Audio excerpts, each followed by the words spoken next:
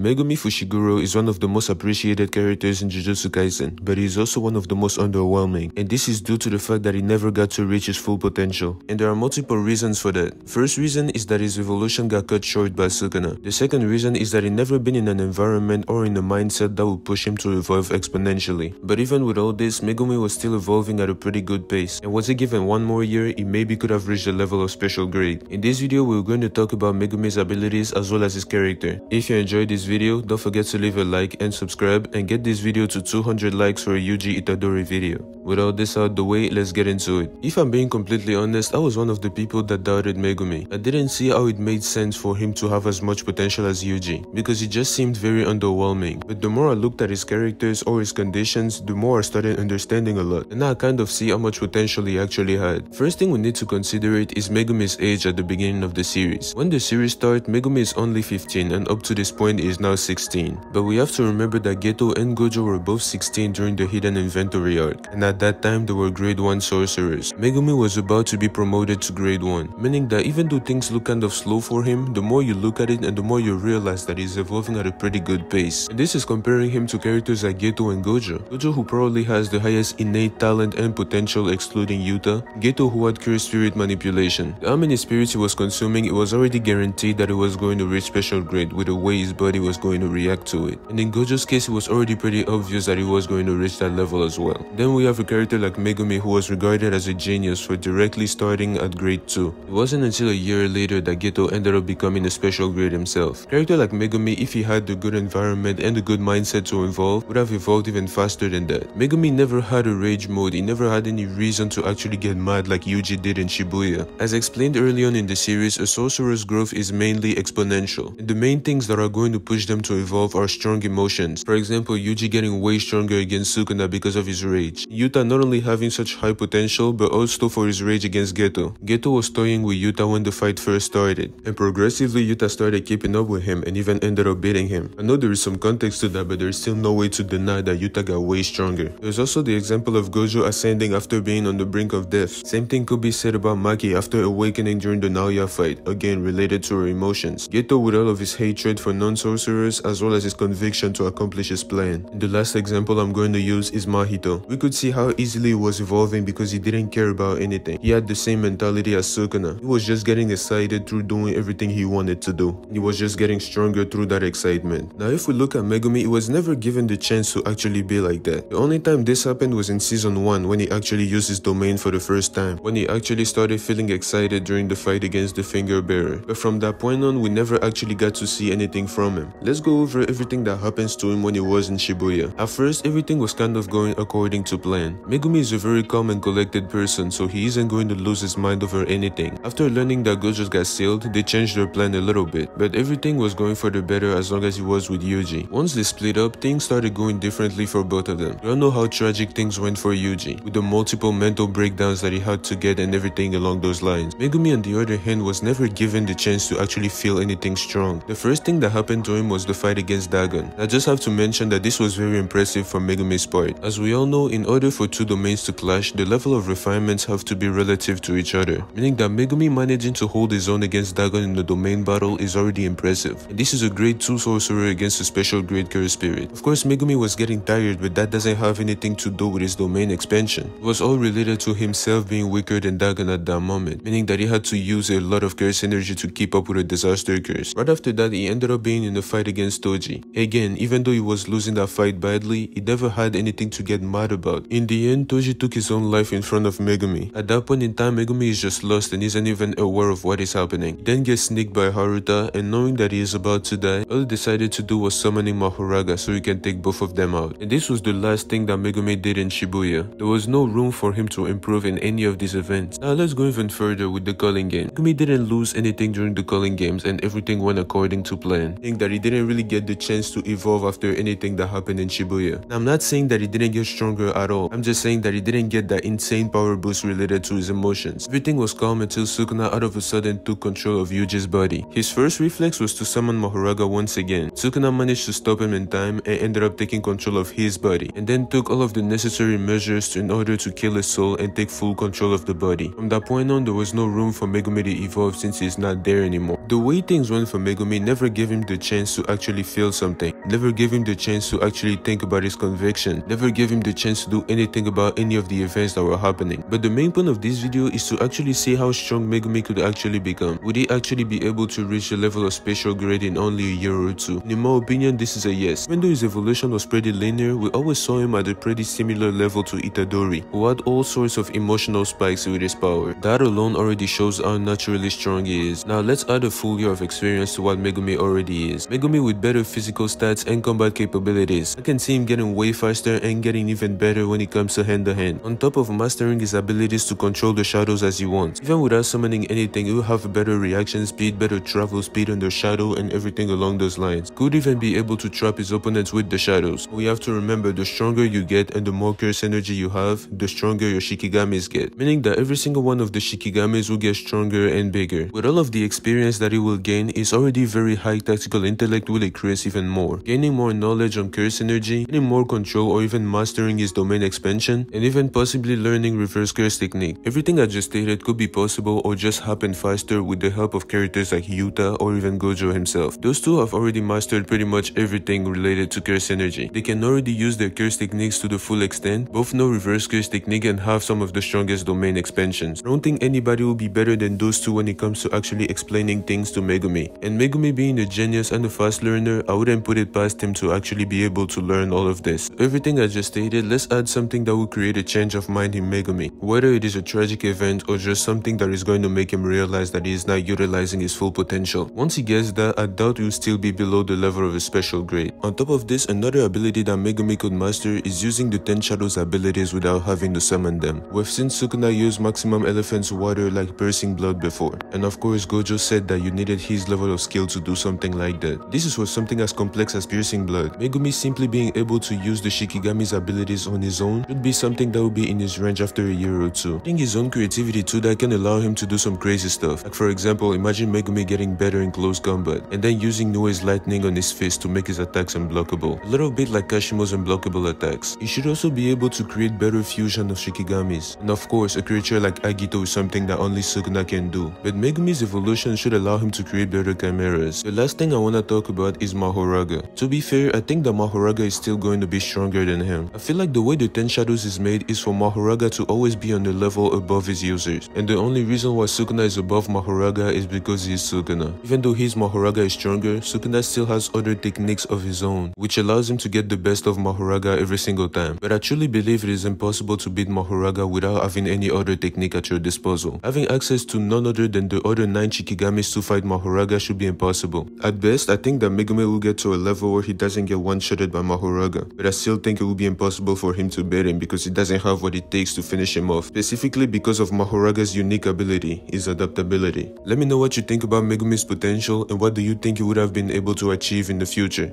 If you enjoyed this video, don't forget to leave a like, get this video to 200 likes for a Yuji Itadori video. You can also subscribe to my channel if you enjoy my content, but only if you enjoy the content. My goal is to reach 2,000 subscribers before the end of this month, and I'm counting on y'all for that. I appreciate y'all for making it to this point. Thanks for watching, and I will see y'all next time.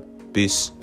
And if you're looking for any sort of anime clothing, accessories or more for a good price and good quality, look no further than Anime Express. They have merch from different series, of course there's Attack on Titan and more. For example, this Sukuna compression shirt, look how cool and comfortable it looks, or even this Akatsuki bonnet. If you're interested in any of it, look at the link in my description. And by using the code GODLEOMAN10, you can have 10% off on anything you buy. Hope you enjoyed, and thanks to Anime Express for sponsoring this video.